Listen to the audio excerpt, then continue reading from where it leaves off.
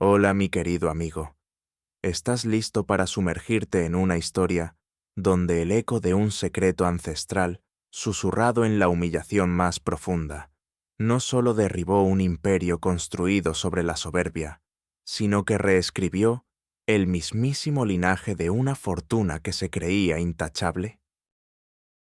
Porque hoy te contaré cómo una frase, pronunciada con la calma de quien lo ha perdido todo, se convirtió en el sismo que desmoronó la arrogancia de un padre y reveló la verdad oculta de su propio pasado. En el fastuoso salón de subastas, justo cuando el martillo del tasador estaba a punto de caer sobre la pequeña escultura de madera, mi padre, Ricardo Valdemar, con el rostro descompuesto, escuchó la verdad más insospechada. Aquella humilde pieza de arte, que tanto deseaba y despreciaba a la vez, no solo era una reliquia de valor incalculable, sino el único testigo silencioso de una promesa rota y un tesoro olvidado que reescribiría la historia de su propia familia, revelando una injusticia flagrante que se había perpetuado durante décadas, y que el vendedor de la obra era, de hecho, el hijo que él había dado por muerto hacía más de 20 años. Mi nombre es Leo Valdemar, aunque durante la mayor parte de mi vida, el mundo me conoció simplemente como Leo, el artista callejero, o Leo, el vendedor de artesanías. A mis 25 años, mi existencia era una sinfonía de silencios y sacrificios, una vida tejida con hilos de dignidad y esfuerzo. Cada mañana, mucho antes de que el sol dorado acariciara los opulentos rascacielos de la ciudad, yo ya estaba en pie. Mis manos, a pesar de su juventud, no eran delicadas ni perfectas. Estaban marcadas por el trabajo constante con la madera, por el roce de las gubias y las lijas, por las capas de barniz y las manchas de pintura que nunca se iban por completo, un testimonio silencioso de mi lucha diaria. La piel de mis nudillos se sentía ligeramente áspera, y mis uñas, aunque siempre pulcras, eran cortas y a menudo se rompían, una clara declaración de mi lugar en el mundo, el de quien crea con las manos mientras la opulencia se cierne a su alrededor, inalcanzable. Mi hogar, un modesto taller-apartamento de apenas 2 habitaciones en un barrio obrero, era un santuario de luz tenue y de la fragancia de madera y pintura, aunque pequeño y siempre amenazado por el impago del alquiler. Sus paredes, finas como el papel, dejaban filtrar los ruidos de la calle, el tráfico constante, los gritos lejanos de los niños jugando en la plaza. Dentro, sin embargo, el silencio era un refugio, un espacio de calma donde podía dar vida a mis creaciones y recordar los pocos y preciosos recuerdos de mi madre. Mi entorno inmediato eran los mercadillos de artesanías, las pequeñas galerías de barrio que apenas me daban una oportunidad, los parques donde exhibía mis obras, lugares donde la belleza se abría paso en medio de la precariedad, las miradas, las miradas que recibía. Eran puñaladas lentas que se clavaban en mi alma, especialmente cuando intentaba vender mis esculturas en alguna feria de arte más exclusiva. Los coleccionistas, vestidos con sus trajes impecables y sus aires de superioridad, me observaban con una mezcla de curiosidad superficial y un desprecio apenas velado. Bonito trabajo, joven, pero no es arte de verdad, es artesanía, murmuraban algunos, sus palabras ahogadas en falsos suspiros. No tiene la técnica, no tiene el linaje. Es un gasto, no una inversión para nuestras paredes, oía de otros, sus voces cargadas de juicio, como si mi origen humilde fuera una mancha indeleble que desfiguraba mi talento. El nudo en mi garganta se apretaba con cada una de esas interacciones, un dolor silencioso que resonaba en lo más profundo de mi ser, una punzada que me recordaba la cruda injusticia de un mundo que juzgaba sin conocer el corazón. A veces, algún marchante de arte, de esos que prometen descubrir talentos, Me prometía una exposición para luego desaparecer o pedirme una comisión tan alta que era imposible de pagar, riéndose de mi ingenuidad. Yo, con la misma inescrutable calma que había aprendido a forjar a golpes de realidad, me mantenía erguido, mi cuerpo menudo absorbiendo la brusquedad como la tierra absorbe la lluvia, dejando que la humedad de la humillación se filtrara hasta mis huesos. Soy invisible para ellos, solo un soñador, un advenedizo, pensaba a menudo, mientras mis manos, tan callosas y marcadas por el trabajo, se aferraban a mi pequeña escultura de un halcón, la joya más preciada que mi madre me había dejado, como al único objeto que aún me concedía un propósito tangible, una forma de seguir adelante, una resistencia silenciosa a su desprecio. Observaba los relojes de lujo que brillaban en las muñecas de los coleccionistas, sus coches deportivos que los esperaban a la salida, sus conversaciones sobre subastas multimillonarias. Y contrastaba esa opulencia visible con la precariedad oculta de mis propios bolsillos, siempre escasos, pero llenos del amor por mi madre y por el arte que ella me había legado. Mi alma se encogía un poco más con cada ostentación de riqueza, no por envidia, sino por la cruda injusticia de un mundo que valoraba las apariencias sobre la esencia, el brillo superficial sobre el mérito. Pero, ¿sabes qué, mi querido amigo? Detrás de esa apariencia de humildad, debajo de esas manos marcadas por el trabajo y esos ojos que a menudo reflejaban el cansancio, se escondía un tesoro. Un conocimiento profundo, un don ancestral, una pasión que mi madre, una mujer que lo había perdido todo, me había inculcado desde niño. Antes de que ella falleciera, antes de que la vida me trajera a la calle en busca de oportunidades, mi madre, una mujer sencilla pero con una mente brillante y un espíritu inquebrantable, me había enseñado la intrincada historia de los símbolos ancestrales de nuestra familia, los Valdemar, y el significado oculto de los códigos y las leyendas que mi abuelo paterno le había confiado. Yo había pasado mi infancia descifrando los secretos de viejos relatos, memorizando las formas de los símbolos y las historias de su procedencia. Poseía una memoria fotográfica para los detalles de las tallas, los engarces, los símbolos ocultos en las reliquias de nuestra familia, especialmente en una pequeña escultura de halcón que mi abuelo materno había tallado para mi madre cuando era niña.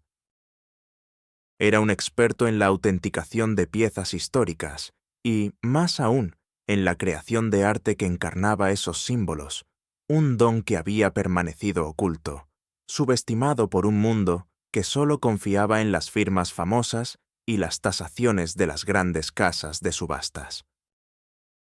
Nadie sospechaba mi verdadero don, mi verdadera vocación, mi pasado ilustre en este campo.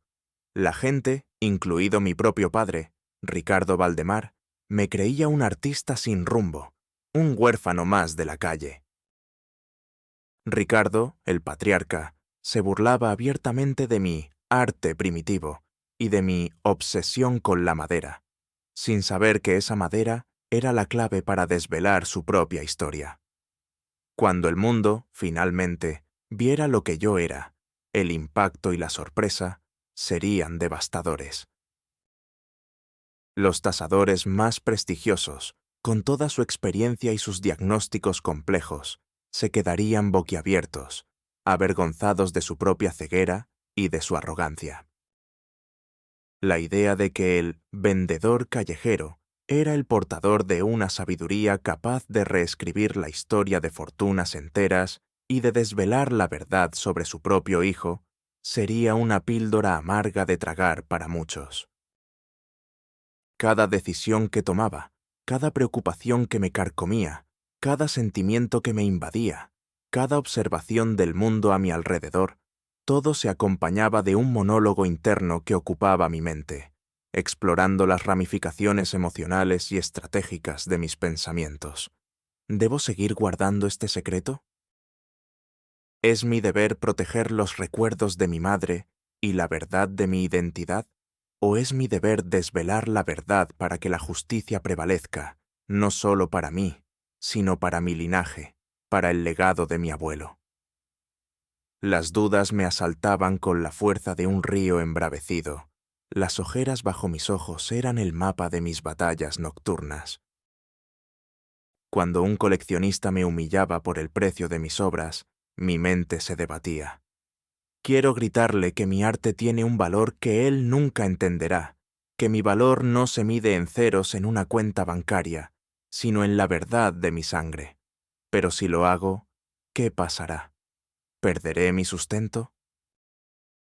¿Qué será de mi vida si no puedo vender mi arte? La frustración me quemaba por dentro, una llama constante que amenazaba con consumirme. Pero la esperanza, esa pequeña y terca chispa que era la imagen de mi madre, y la visión de mi arte, siempre me recordaba el verdadero propósito de mi vida, la integridad, la justicia y el valor de la verdad. Por mi madre, por mi arte, por la justicia de lo que es correcto, debo aguantar, pero también debo actuar. La oportunidad llegará, y debo estar listo para desenterrar la verdad. La determinación se mezclaba con el cansancio, creando una mezcla agridulce que era el motor de cada uno de mis días. La audiencia debía sentir mi dolor, mi esperanza, mi frustración y mi inquebrantable determinación, porque eran el motor silencioso de mi existencia. Y en ese mundo de lujo y apariencias, existía un hombre que personificaba la arrogancia, el clasismo, la traición, la envidia, de la que él era objeto por la élite, lo que lo hacía más cruel, y el abuso de poder. Ricardo Valdemar. Un magnate de 50 y tantos, de cabellos plateados cuidadosamente peinados y un aire de superioridad que lo precedía. Era el patriarca de la poderosa familia Valdemar, cuyo imperio se extendía por el sector inmobiliario y las finanzas. Para él, el linaje, el dinero y la posición social lo eran todo. Yo, su propio hijo, Leo, había sido borrado de su vida, dado por muerto en un accidente años atrás, un evento que él había usado para librarse de un problema. Mi madre humilde. Su crueldad no era ruidosa, no, era un veneno lento, silencioso, que se manifestaba en pequeñas acciones diarias y en diálogos despectivos. Cada vez que pasaba por la plaza donde yo a veces exhibía mis esculturas, me miraba con ojos gélidos, sin reconocerme, pero con un desprecio generalizado por los simples artistas. «Qué pérdida de tiempo, padre», le oía decir a su hija, mi media hermana, Valentina, mientras pasaban por mi puesto. Esta gente debería buscar un trabajo de verdad, no hacer estas cosas. Su voz, pulcra y sin emoción, era una puñalada indirecta que se clavaba en mi alma. No había un solo día sin una queja velada, sin una mirada de desdén. Una mañana, Ricardo me encontró en una galería de barrio donde exponía, admirando mi escultura del halcón. «Joven», espetó con un tono de voz que hizo que el aire se congelara. «Esa pieza es curiosa, pero carece de la fineza de un verdadero maestro. Parece trabajo de un aficionado.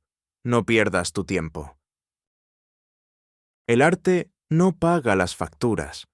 Su rostro se contorsionó en una mueca de asco, y no dudó en dar un empujón accidental a un pedestal cercano, haciendo que una de mis pequeñas esculturas de madera cayera al suelo, rompiéndose en pedazos, una manifestación deliberada de su crueldad y su desprecio por todo lo que yo representaba. Yo sentí un fuego helado en el pecho, pero me incliné lentamente, recogiendo los pedazos de madera. Mis manos temblaban imperceptiblemente, mientras mi monólogo interno gritaba: «Un día, Ricardo, un día te arrepentirás de la forma en que desprecias el arte, y a quienes lo crean. Un día sabrás que has despreciado a tu propia sangre». Al día siguiente, Ricardo me volvió a encontrar en un evento de caridad al que mi galería me había invitado. Estaba acompañado de su círculo más cercano, incluyendo a la elegante Valentina. «Ah, joven, ¿sigues por aquí?» «Creí que ya habrías entendido que no encajas en este círculo», dijo con una risa falsa, mientras sus amigos reían a coro, lanzándome miradas incómodas.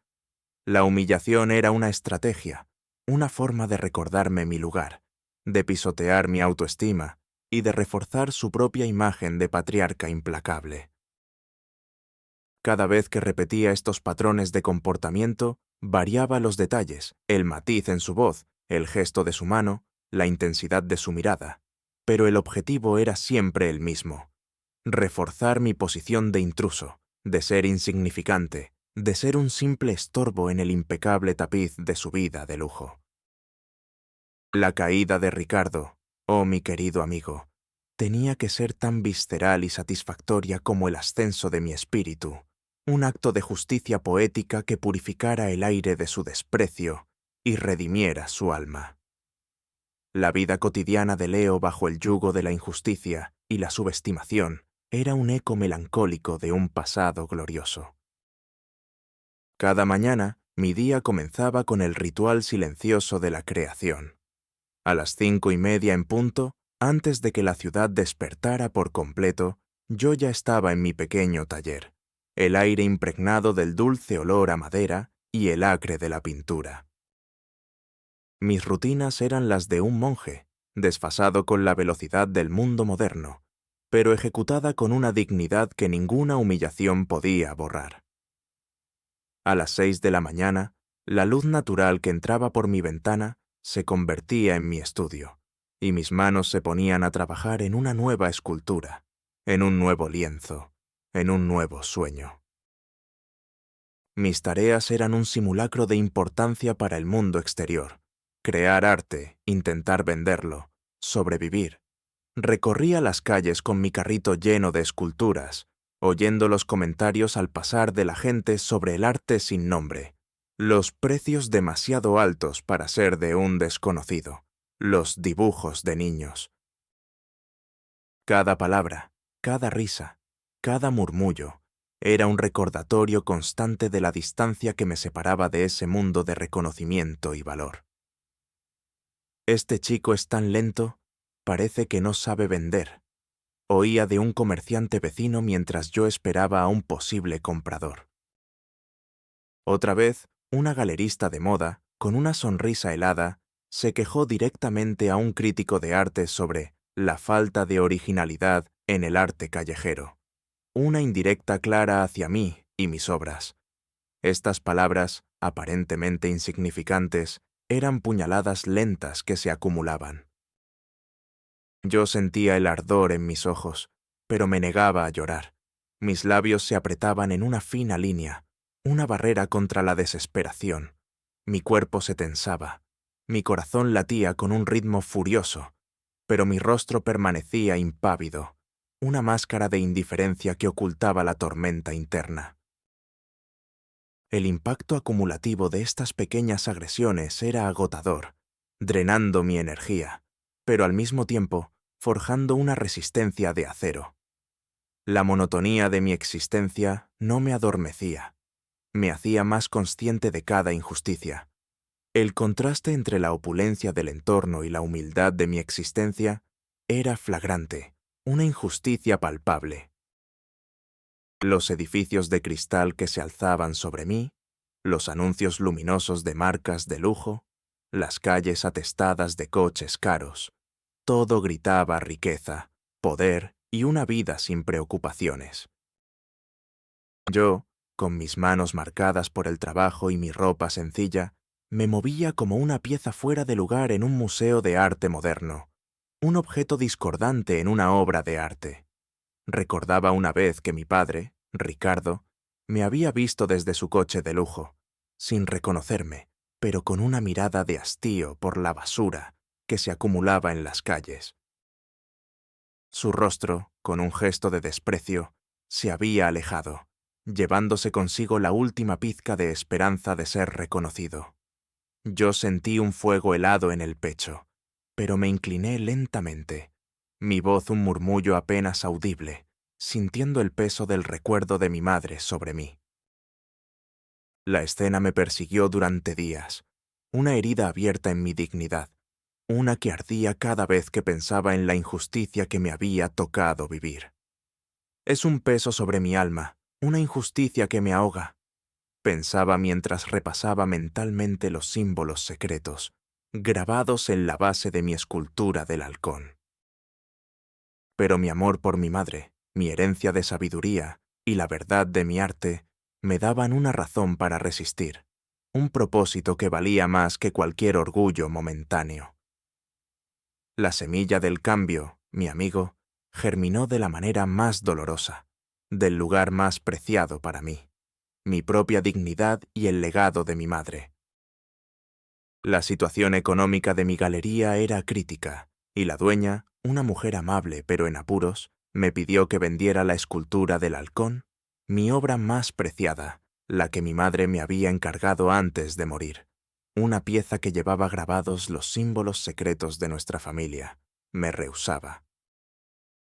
Esta escultura era mi alma, mi conexión con mi madre, y con un pasado que ni siquiera yo entendía del todo. Un día, mi galería recibió una llamada inesperada. Era Ricardo Valdemar, mi padre. Había visto la fotografía de mi escultura del halcón en el catálogo de la galería. Se sentía inexplicablemente atraído por ella. Habló de su gran interés en adquirirla para su colección personal, sin saber que el artista era su propio hijo.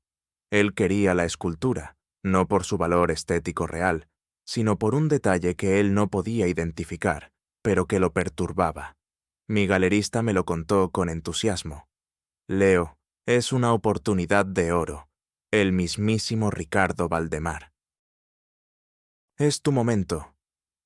Mis manos se aferraron a la escultura del halcón, que mi madre me había entregado el día antes de morir. No era una pieza ostentosa.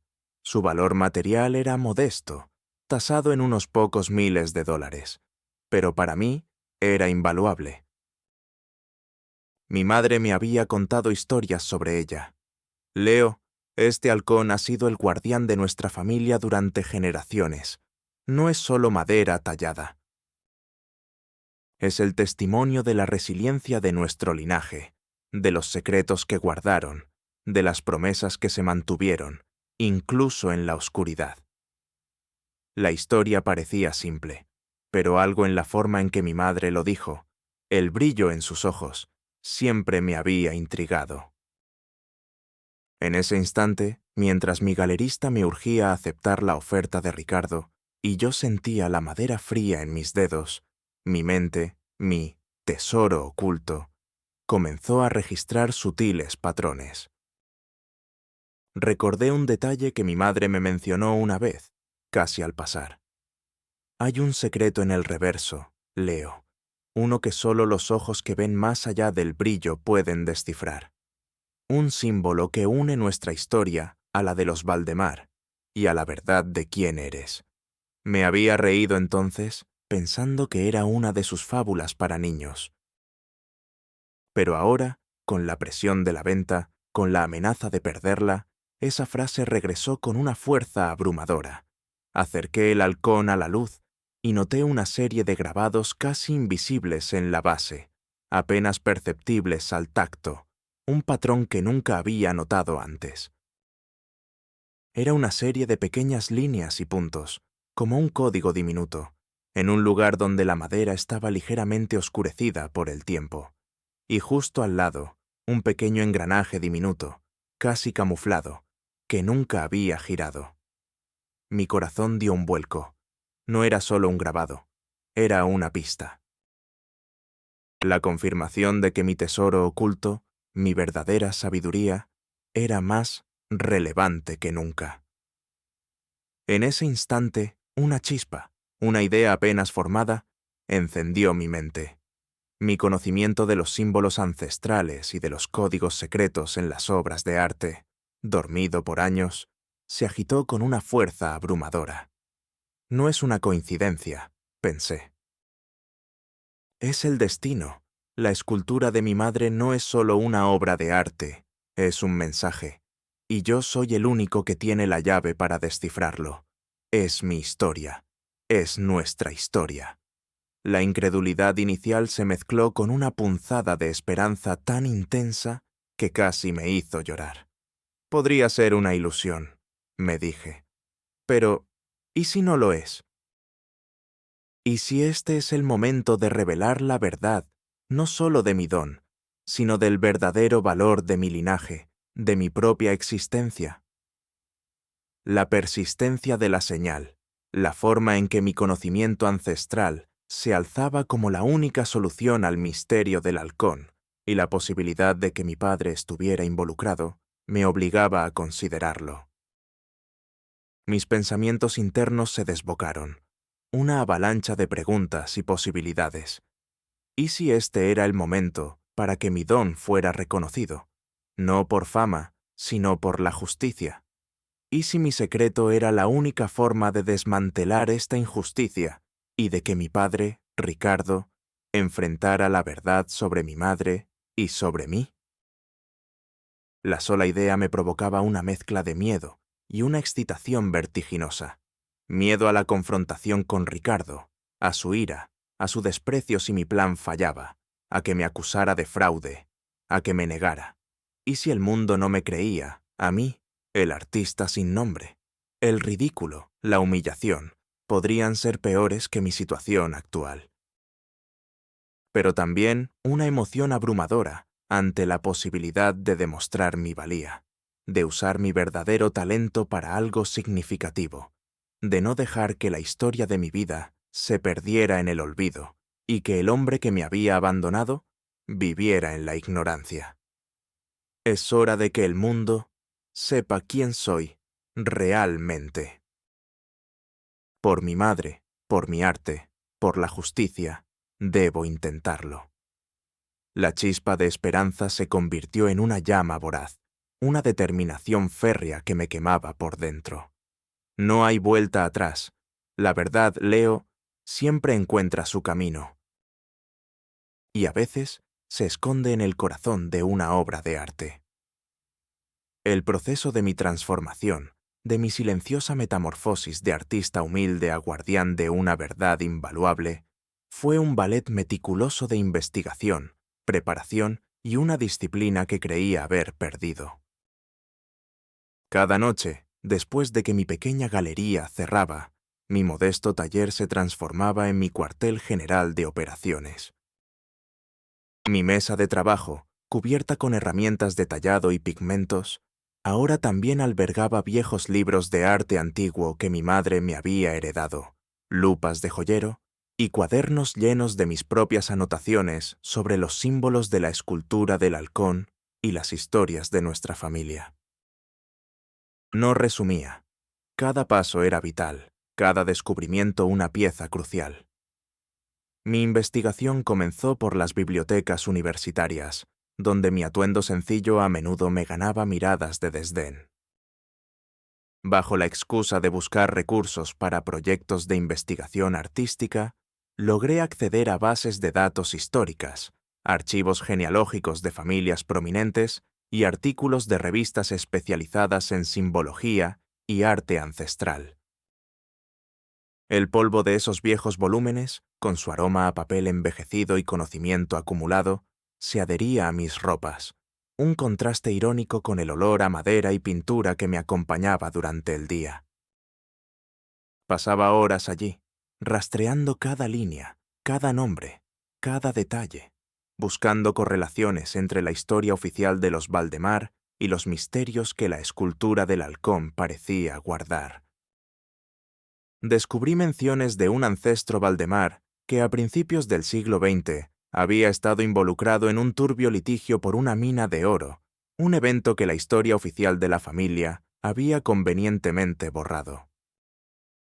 El zumbido constante de mi vieja computadora, donde cruzaba datos y buscaba coincidencias entre los símbolos de nuestra familia y los emblemas antiguos de los Valdemar, se convirtió en la banda sonora de mis noches solitarias.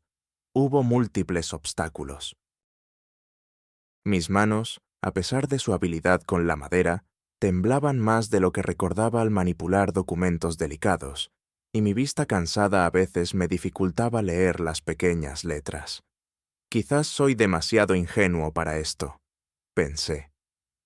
La frustración me invadió, una ola helada de desesperación. Sentí la tentación de abandonar, de dejar que la verdad se quedara enterrada para siempre. Pero la imagen de mi madre, su fortaleza ante la adversidad, reavivó mi determinación. Number no, me rendiré, me dije. Volví al día siguiente, con un café cargado, y me obligué a seguir, a entrenar mi mente, a desafiar la incertidumbre. Cada avance era seguido por un monólogo interno de alivio y una reevaluación estratégica. Esto es solo el comienzo.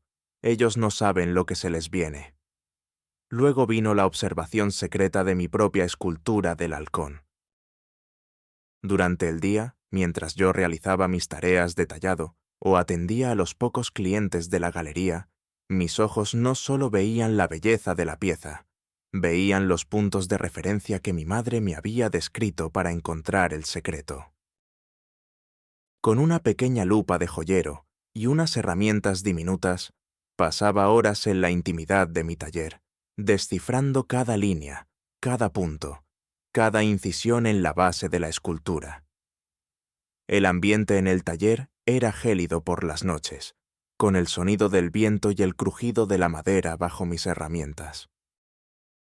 El miedo me invadía a veces, el temor a romper la pieza, a que mi pequeño secreto fuera expuesto antes de tiempo a los ojos equivocados.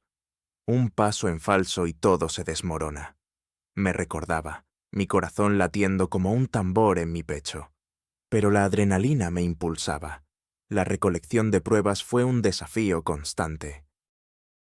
Necesitaba no solo descifrar los grabados de la escultura, sino también pruebas irrefutables de su conexión con la fortuna de los Valdemar y con el litigio de la mina de oro. Mi búsqueda me llevó a noches de insomnio, descifrando el complejo mecanismo oculto en la base del halcón. Finalmente, una noche, después de días de frustración, mis dedos encontraron el diminuto engranaje. Lo giré con sumo cuidado. Un pequeño clic. La base de la escultura se abrió, revelando un compartimento secreto del tamaño de una moneda. Dentro, envuelta en un trozo de seda envejecida, había una carta amarillenta y un pequeño mapa. La carta, escrita por mi abuelo paterno, el padre de Ricardo, revelaba la verdad. La mina de oro no había sido agotada, sino que su ubicación y su riqueza habían sido ocultadas por un fraude legal orquestado por él mismo y el socio de Ricardo, para quedarse con toda la fortuna, borrando a mi abuela y a mi madre del linaje y la herencia, y a mí de la historia. La mina, junto con una vasta fortuna, se había mantenido en secreto, en una cuenta oculta, esperando ser reclamada. Era un hallazgo valiosísimo. Mis manos temblaban mientras leía cada palabra, el flash de mi cámara apenas visible en la penumbra. ¿Los riesgos? Si mi padre o sus socios se enteraban, me acusarían de robo, de chantaje, y mi vida estaría en peligro. Sentía el sudor frío resbalar por mi espalda, el nudo en mi estómago apretándose con cada nuevo descubrimiento. Un día, mientras revisaba los documentos en mi taller, un conocido que venía a recoger un encargo, un hombre que trabajaba para Ricardo Valdemar, me sorprendió. Escuchó el sonido del clic, la luz de mi linterna. Me escondí rápidamente debajo de mi mesa de trabajo, mi corazón martillando, el miedo tan intenso que mi respiración se agitó. Casi todo se va al traste, pensé. Él entró en el taller, revisó, pero no encontró nada. Solo se burló de mi desorden y del olor a madera de mi pequeño espacio. El contratiempo solo fortaleció mi determinación. Son pruebas de que estoy en el camino correcto, me dije. Mis monólogos internos eran un torbellino de emociones, desde la euforia por un nuevo hallazgo hasta la desesperación por un revés. Cada nombre descubierto, cada conexión histórica que hacía, cada pequeño avance, era un acto de fe, una pieza más en el rompecabezas de mi vindicación y de la justicia para mi linaje. Y con cada pieza, mi convicción crecía. La verdad está ahí, Leo. Solo tienes que desenterrarla. Y yo seré quien lo haga. Para mi sorpresa, y para la de todos los que me habían subestimado, surgieron alianzas inesperadas que se tejieron en el entramado de mi plan, demostrando que la luz puede encontrarse en los lugares más insospechados, incluso en medio de la frialdad y el clasismo de la élite de las subastas.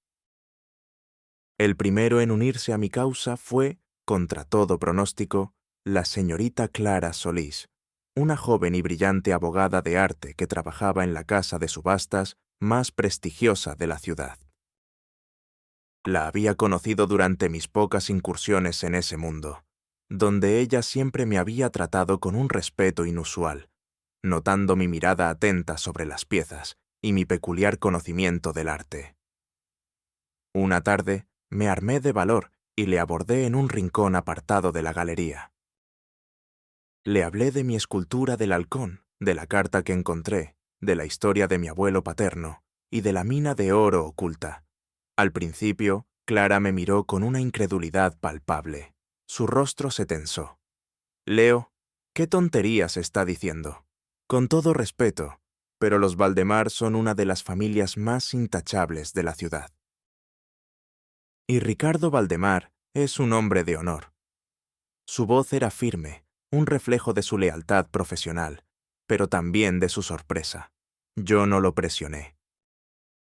Le hablé con la calma que solo la convicción profunda puede dar, explicándole la lógica detrás de mi conocimiento, la forma en que los símbolos de la escultura se relacionaban con la historia de los Valdemar y los detalles que solo los documentos que yo tenía podían confirmar. Le mostré una foto de la carta de mi abuelo y del mapa. Clara me miró con una expresión que pasó de la duda al asombro, luego a una creciente fascinación y finalmente a una profunda inquietud. Sus ojos, antes opacos por la rutina legal, ahora brillaban con una nueva chispa. «Dios mío», susurró, examinando las fotos. Esto es un escándalo. Y si lo que dice es cierto, la fortuna de los Valdemar está cimentada en un fraude. Y usted es el heredero legítimo». Una lágrima solitaria rodó por mi mejilla, no de tristeza, sino de alivio. «Sí, señorita Solís, es cierto, y necesito su ayuda para que la verdad salga a la luz, para que se haga justicia». Fue en ese momento, en el discreto rincón de la galería, entre el olor a barniz y el murmullo de los visitantes, que nuestra confianza se forjó. Clara, motivada por un profundo sentido de la justicia y la ética profesional, me prometió su apoyo incondicional. «Cuente conmigo, Leo, lo que sea necesario. Una injusticia así, una historia así, no puede permanecer oculta». Sus aportaciones fueron cruciales. Ella me brindó acceso a bases de datos legales, me ayudó a autenticar los documentos que había encontrado y a preparar un informe exhaustivo que validara mi trabajo para presentarlo ante los tribunales. Sus diálogos conmigo eran extensos, llenos de información legal y consejos prácticos, y también de una creciente admiración por mi integridad y mi talento que aún persistía. Mi segunda aliada fue Victoria, la veterana periodista de investigación. Una mujer de 50 y tantos, con el cabello plateado y una mirada incisiva, Victoria había cubierto grandes escándalos empresariales y siempre había sospechado de las fortunas que se forjaban demasiado rápido. Yo la contacté a través de Clara. Victoria, al principio, se mostró escéptica, su voz teñida de cautela. «¿Usted, Leo? ¿Un artista desconocido? ¿Ahora tiene un secreto sobre los Valdemar? Suena a una historia demasiado buena para ser verdad». pero mi firmeza, la convicción en mis ojos y la precisión con la que empecé a describir los documentos que había encontrado, la implicación de Ricardo y su socio, y el apoyo inesperado de Clara, la capturaron. Le mostré las pruebas, la carta de mi abuelo, el mapa de la mina oculta y el informe de Clara. La expresión en su rostro cambió drásticamente. De la incredulidad pasó al asombro, y de ahí a la chispa de la periodista que huele una verdad. «Dios mío», susurró Victoria, «siempre supe que había algo más en la fortuna de los Valdemar». «Esto es enorme, una bomba. Podría destruir a toda una dinastía». Victoria, impulsada por su propia motivación de exponer la corrupción y de hacer justicia por la verdad, se comprometió a ayudarme. «Esto es muy grave, Leo, pero cuente conmigo. Quiero la verdad, sin importar lo dolorosa que sea». Sus interacciones conmigo se volvieron secretas, reuniones furtivas en cafés, llamadas cifradas. Victoria me ayudó a organizar los documentos para la prensa, a investigar los vínculos de los Valdemar con otras empresas corruptas y a preparar el golpe mediático. La evolución de nuestra relación, de un artista humilde y una periodista a dos cómplices en la búsqueda de la verdad, fue una de las recompensas más gratificantes de mi viaje. Sus diálogos, llenos de preguntas agudas y de un creciente respeto, alimentaban mi determinación. A medida que mi investigación avanzaba y mis alianzas se consolidaban, la tensión en el imperio de Ricardo Valdemar se volvió palpable. Los antagonistas, Ricardo y su socio de toda la vida, un hombre frío y calculador, llamado Marcos Duarte, comenzaron a sentir la presión, un sutil, pero innegable, cambio en la atmósfera. Habían notado mi presencia en el mundo del arte, la curiosidad de ciertos abogados y periodistas, y la creciente ansiedad de sus propios asesores, que ya no les daban respuestas tan tranquilizadoras sobre sus antiguos activos. La venta de la escultura del halcón, que Ricardo deseaba tanto, se había convertido en un problema, y la galería se negaba a venderla por debajo de un precio justo, algo que lo irritaba profundamente. La primera confrontación menor llegó una tarde, cuando yo revisaba la escultura del halcón en la galería, preparando su exhibición. Marcos Duarte, el socio de Ricardo, irrumpió en la sala, su rostro contorsionado por una mezcla de sospecha y furia. «¿Qué estás haciendo con esa pieza, joven? Ricardo está muy interesado en ella y me ha dicho que estás poniendo obstáculos. ¡Qué descaro! Te ordeno que la vendas ya, al precio que mi socio considere justo». Component Placement espetó, su voz gélida. «No es tu lugar, artista de cuarta. Deja que los grandes hagan los tratos». Sus gestos eran bruscos, su cuerpo rígido, casi como el de un animal acorralado. Mi corazón, al principio, dio un vuelco, un instante de miedo que me recordó mi vulnerabilidad, mi dependencia de vender mi arte. Pero esa chispa inicial de temor fue rápidamente reemplazada por una firmeza inesperada. Esta obra, señor Duarte, tiene un valor que va más allá de su dinero, y no está a la venta a cualquier precio, ni para cualquiera. Lo observé directamente a los ojos, sin parpadear. Él, sorprendido por mi audacia y mi tono, se dio la vuelta con un resoplido de desprecio, pero la semilla de la duda ya había sido sembrada en su mente. Su paranoia comenzó a crecer. Una segunda confrontación ocurrió días después. Ricardo me interceptó en la entrada de la galería, su voz ahora un susurro venenoso, su rostro peligrosamente cerca del mío. «He oído rumores, joven. Rumores de que estás esparciendo fantasías sobre tesoros escondidos y viejas historias para inflar el precio de tu obra. ¿Crees que no me doy cuenta? Estás intentando estafarme. Un paso en falso, y me encargaré de que tu carrera termine antes de empezar. ¿Qué tienes que decirme, artista de la miseria?» Sus palabras apenas veladas eran una amenaza directa a mi vida y a mi futuro. Sentí un escalofrío que me recorrió el alma. Mi primer instinto fue retroceder, de encogerme ante la magnitud de su maldad. Mis manos se cerraron en puños, mis uñas se clavaron en la carne. Pero mi monólogo interno fue un grito de guerra. No te doblegues, Leo. Por tu madre, por tu arte, no puedes ceder. Este hombre solo teme perder lo que no ha ganado. Él sabe que la verdad se acerca, y eso lo aterroriza. Miré a Ricardo con una expresión fría, mi determinación grabada en cada fibra de mi ser. Mis fantasías, señor Valdemar, son la verdad que usted se niega a ver, y mi carrera apenas comienza. Su fortuna, no la mía, es la que está en entredicho. Y le aseguro que mi valor no se compra con dinero. Mi voz era baja, pero firme, con una autoridad que lo descolocó. Él parpadeó. Su rostro se tiñó de un ligero pánico, el reconocimiento de que yo sabía más de lo que él sospechaba. La desesperación creciente de Ricardo y Marcos era palpable. Empezaron a llamar a sus contactos en los medios de comunicación, intentando desacreditar a cualquier posible detractor antes de que algo saliera a la luz. Su paranoia aumentó. Habían contratado a investigadores privados para seguirme a mí y a Clara, buscando alguna debilidad, alguna prueba de que yo era un loco o un chantajista, y que Clara era una conspiradora. Pero ya era demasiado tarde. La tensión era un hilo estirado al máximo, a punto de romperse. Mi monólogo interno en esos momentos era crucial.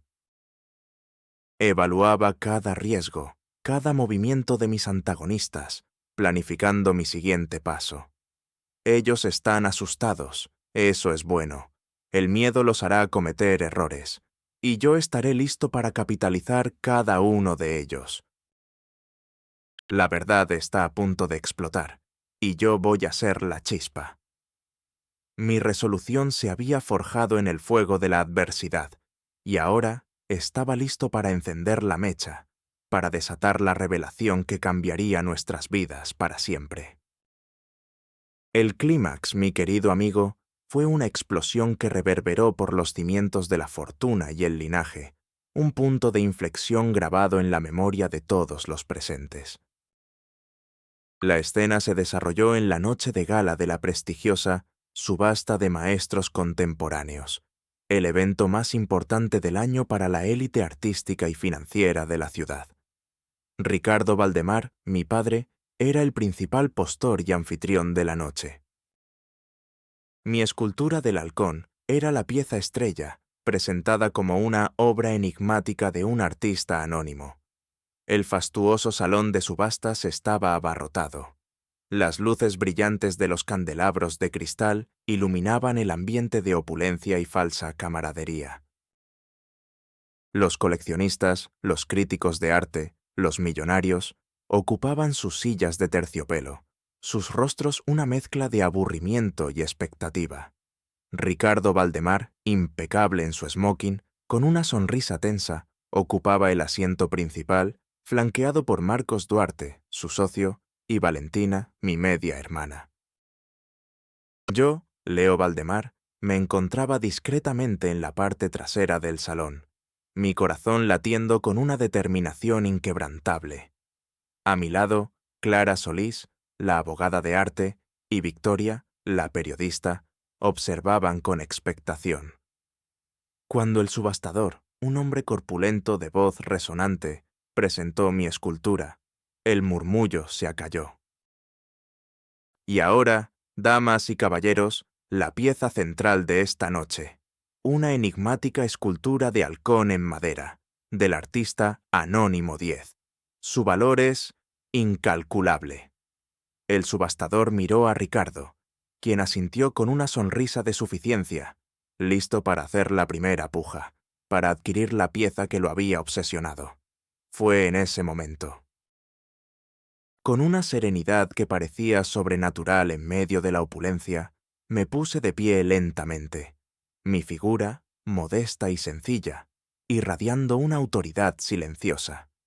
Ricardo, molesto por la interrupción, me miró con fastidio. «Joven, ¿qué hace? No es su turno para ofrecer comentarios. Si quiere pujar, hágalo desde su asiento». «Con todo respeto, señor subastador, señor Valdemar», comencé, mi voz clara y firme, resonando en el vasto salón. «La obra que tienen ante ustedes no es de un artista, Anónimo 10. Es mía, y su valor no es el que ustedes creen. Su valor es el de una verdad oculta, de una vida borrada, de un linaje negado». La sala se quedó en un silencio sepulcral. Los ojos de Ricardo, Marcos y Valentina se abrieron con furia. Sus bocas se abrieron para protestar. Los coleccionistas y los críticos se miraron con confusión. «Mi nombre es Leo Valdemar», declaré, mi mirada fija en Ricardo. «Y no soy solo el artista, soy su hijo, Ricardo Valdemar. El hijo que usted dio por muerto hace más de 20 años, el que abandonó junto a mi madre, creyendo que su existencia mancharía su impecable fortuna». Acto seguido, con la ayuda de Clara Solís, quien activó discretamente un proyector, proyecté en las pantallas gigantes del salón una serie de imágenes. No eran gráficos de ventas, sino los documentos que encontré en la escultura, la carta de mi abuelo paterno, revelando el fraude de la mina de oro y el plan para borrar a mi madre del testamento, el mapa de la mina oculta y fotografías de mi madre conmigo, con mi abuela materna y con la propia escultura en sus manos. Luego, con la misma calma, me acerqué a la escultura del halcón. Ante los ojos asombrados de todos, giré el diminuto engranaje oculto en su base. Con un suave clic, el compartimento secreto se abrió. Saqué de él la carta original de mi abuelo, firmada con su puño y letra, y un pequeño medallón de plata, el mismo que él le había entregado a mi madre como un símbolo de una promesa de rectitud, un medallón que Ricardo le había arrebatado a mi madre antes de abandonarnos. «Este halcón», expliqué, mi voz vibrando con la verdad, «no solo es una obra de arte, es el testimonio de la verdad. La carta de mi abuelo paterno revela el fraude de la mina de oro que cimentó su fortuna, y el mapa indica su ubicación exacta». «¿Y este medallón?», levanté el medallón, «es el símbolo de la promesa de justicia y de la verdad de mi linaje. La mina de oro no se agotó, Ricardo. Su riqueza fue ocultada por usted y Marcos Duarte, para borrar a mi madre y a mí de la herencia familiar. Pero yo estoy aquí. Y la verdad ha salido a la luz». Cada palabra era un golpe, un martillo que destrozaba la fachada de los Valdemar y la de Marcos Duarte. Las reacciones fueron explosivas, en tiempo real, como una onda de choque. En la mesa, Ricardo se puso pálido. Su rostro se descompuso, sus labios temblaban, incapaces de formar palabras. La incredulidad se transformó en negación salvaje, luego en furia descontrolada. «Esto es una farsa, es un impostor, un chantajista. Seguridad. Marcos, haz algo». «Zrenia», gritó, su voz histérica, el sudor frío perlado en su frente. Marcos Duarte, a su lado, estaba tan blanco como un fantasma, sus ojos muy abiertos, su boca abierta por la sorpresa. Valentina, mi media hermana, se tapó la boca con las manos, sus ojos llenos de lágrimas, la verdad golpeándola. Los coleccionistas, los críticos y la prensa estaban atónitos. Sus ojos estaban muy abiertos, sus bocas ligeramente abiertas. Algunos murmuraban con incredulidad, otros examinaban los documentos con frenesí, incapaces de comprender lo que veían. El hijo perdido. Zrenia. Un fraude colosal. Zrenia. Increíble. Zrenia. Un escándalo. Se escuchaba entre los murmullos de la audiencia. El silencio ensordecedor que siguió a mi revelación fue roto por un coro de «¡Justicia!». Component Placement vergüenza, Zrenia, la verdad. Los aliados reaccionaron con un orgullo palpable. Clara Solís me miró con una expresión de alivio y una profunda admiración. Victoria, la periodista, disparaba fotos sin parar, sus ojos brillando con la emoción de la exclusiva de su vida. El cambio de poder fue instantáneo y demoledor. Ya no era el artista humilde, sino el hijo perdido, el heredero legítimo, el portador de una verdad innegable. Mis diálogos, antes humildes, ahora eran concisos, firmes, llenos de autoridad recién encontrada. Valdemar, dije, mi voz tranquila pero cargada de poder. La verdad ha hablado. La fortuna de su familia ha sido desenmascarada, y la justicia, créanme, prevalecerá. La herencia no se comprará en una subasta, sino que será restituida a sus legítimos dueños, y yo, su hijo, seré el primer testigo de su caída. En ese preciso instante, varias personas uniformadas de la Fiscalía y la Policía, alertadas por Victoria y Clara Solís, entraron al salón. Se dirigieron directamente a Ricardo Valdemar y Marcos Duarte. Los flashes de las cámaras estallaron con una intensidad cegadora. El caos se desató en el salón. Un torbellino de gritos, empujones y el sonido seco de las esposas. Ricardo Valdemar y Marcos Duarte, con los rostros desfigurados por el terror y la rabia, fueron escoltados fuera del salón. Su humillación pública, total. Valentina, mi media hermana, se quedó, con lágrimas en los ojos, mirándome con una expresión de dolor y arrepentimiento. La vindicación era mía. Había ganado. La caída de Ricardo Valdemar y Marcos Duarte fue una espiral descendente, tan brutal como satisfactoria, mi querido amigo. Un eco visceral de su propia arrogancia, clasismo y traición. Lo que comenzó como un intento desesperado por mantener una farsa, se transformó rápidamente en una cascada de consecuencias legales, sociales y profesionales que los arrastraron al abismo del descrédito más absoluto. Las imágenes de sus rostros desfigurados por el terror y la furia, mientras eran esposados y escoltados fuera del salón de subastas, se reprodujeron incansablemente en todos los noticieros y periódicos del mundo. Sus nombres, que antes eran sinónimo de elegancia y poder, se convirtieron en sinónimo de fraude histórico, abandono familiar y desprecio humano. Las investigaciones se expandieron más allá de la mina de oro. La Fiscalía, impulsada por la contundencia de mis pruebas, la carta de mi abuelo, el mapa, el medallón, el testimonio de Clara Solís y Victoria, descubrió una intrincada red de ocultamiento de activos, evasión fiscal y manipulación de registros históricos que Ricardo y Marcos habían orquestado durante décadas para ocultar la verdadera procedencia de su fortuna y para borrar la existencia de mi madre y la mía.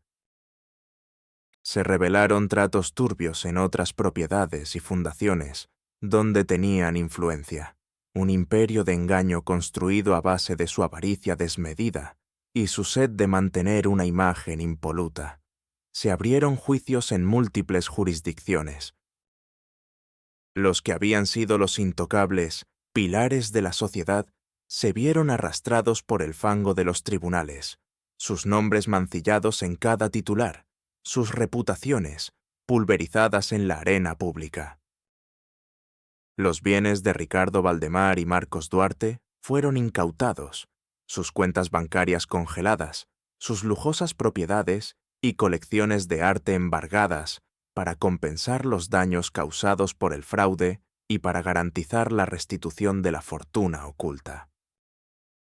La mina de oro fue reabierta bajo la supervisión de un consorcio ético, y sus ganancias se destinaron a la filantropía y a la restitución a las comunidades afectadas por el fraude. De la opulencia más descarada pasaron a la más humillante precariedad.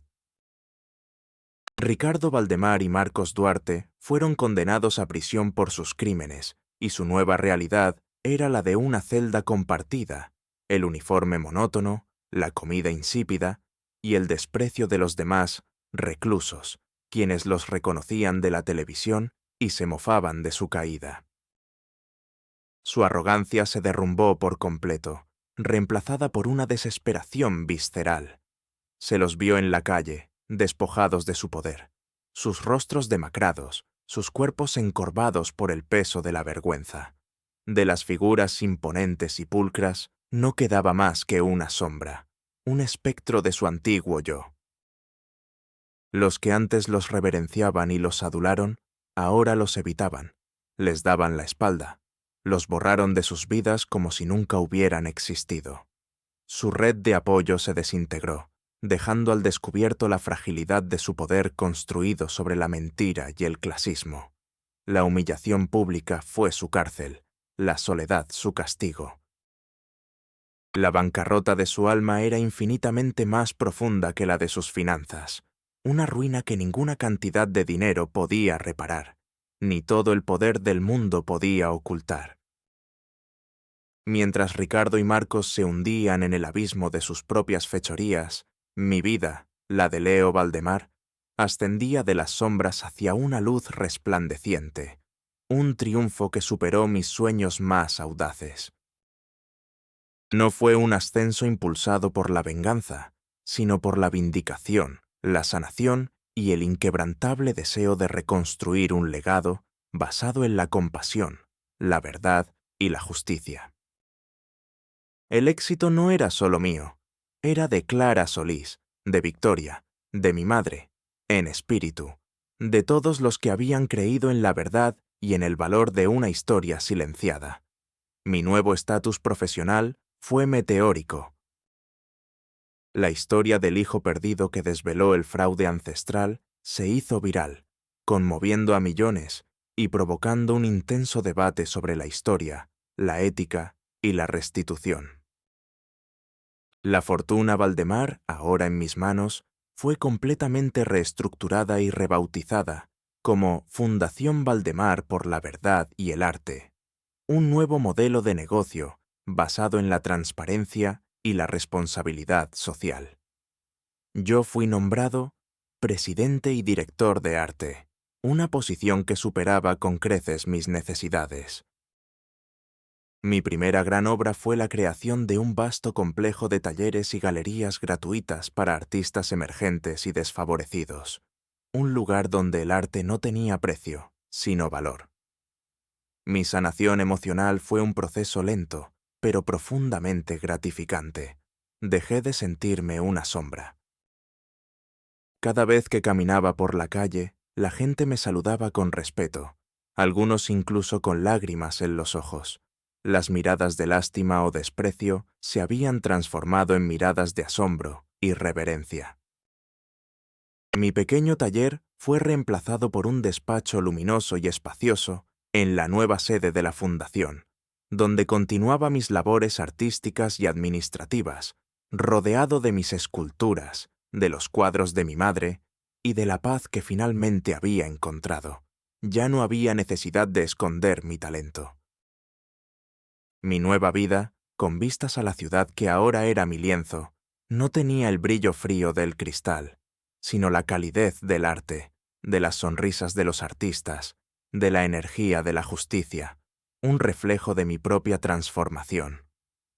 La paz interior, antes esquiva, ahora se asentaba en mí como una brisa suave y constante. El impacto en la familia Valdemar fue inmenso. Valentina, mi media hermana, se acercó a mí con vergüenza y arrepentimiento. Ella había sido una víctima del engaño de su padre. Me pidió perdón y se unió a la fundación, dedicando su vida a la justicia social y al arte, encontrando en mí y en la fundación una nueva familia, una familia elegida basada en valores reales. Mi nueva posición me permitió trascender el éxito personal para abrazar un propósito mayor, la filantropía y el legado. La Fundación Valdemar por la Verdad y el Arte, creada con la fortuna recuperada y los nuevos proyectos éticos, se dedicó a la restauración de obras de arte olvidadas, a la preservación de las tradiciones artísticas ancestrales y a programas de desarrollo económico sostenible para comunidades de artistas marginados. Lanzamos programas de becas para jóvenes talentos que querían estudiar arte, historia del arte y gestión cultural, asegurando que la belleza no se perdiera y que las injusticias del pasado no se repitieran. La fundación se convirtió en un faro de esperanza, un lugar donde se creaban oportunidades y se inspiraban cambios positivos en la sociedad a una escala global. Tuve reencuentros significativos. Un día, en un evento benéfico organizado por la Fundación, me encontré con antiguos coleccionistas y críticos de arte que me habían despreciado. Me miraron con vergüenza, admiración y un profundo arrepentimiento. «Leo», dijo uno de ellos, su voz apenas un susurro, «nunca vimos tu genio. Perdónanos». Yo les sonreí, una sonrisa genuina, sin rencor. «El verdadero valor del arte reside en la verdad que revela», les respondí. Los dueños de galerías que me habían desestimado ahora buscaban mi consejo y colaboración para sus exhibiciones. Incluso el guardia de seguridad de la subasta, que me había visto humillado, ahora me saludaba con una profunda inclinación de cabeza y una sonrisa sincera. Ya no era el artista humilde, era el visionario, el líder, el hombre que había demostrado que la dignidad y la justicia siempre prevalecen. Y así, mi querido amigo, la historia de Leo Valdemar y la escultura del halcón se convirtió en un faro, un testimonio imperecedero de que la verdadera dignidad no reside en las apariencias ni en el poder adquirido de forma ilegítima, sino en la integridad del espíritu y la valentía de enfrentar las sombras del pasado. La lección de vida aprendida, grabada en cada obra de arte de la Fundación Valdemar y en cada vida tocada por su generosidad, resonó con cada nueva oportunidad creada, con cada injusticia reparada. Demostró, una vez más, que el verdadero valor de una persona no se mide por su posición social o su riqueza, sino por la profundidad de su arte, la fortaleza de su carácter y la capacidad de ver la verdad donde otros solo veían un simple vendedor. El legado duradero de Leo, el artista de la verdad, trascendió su propia existencia. Él, que había sido una sombra, se convirtió en la luz que iluminó la oscuridad de la incomprensión y la ignorancia. Ricardo Valdemar, el magnate arrogante, se desvaneció en el olvido y la deshonra. Su historia fue un testimonio viviente de que, a veces, la voz más poderosa surge del rincón más humilde y olvidado, y que el verdadero progreso comienza cuando nos atrevemos a limpiar no solo el polvo de los muebles, sino las manchas inmundas de la injusticia que se incrustan en el alma misma de una familia, de una sociedad, de una fortuna. Y así, la Fundación Valdemar por la Verdad y el Arte se convirtió en un faro de esperanza global, un ejemplo de cómo la perseverancia, la compasión y la inquebrantable búsqueda de la verdad pueden, de hecho, cambiar el mundo, una obra de arte a la vez.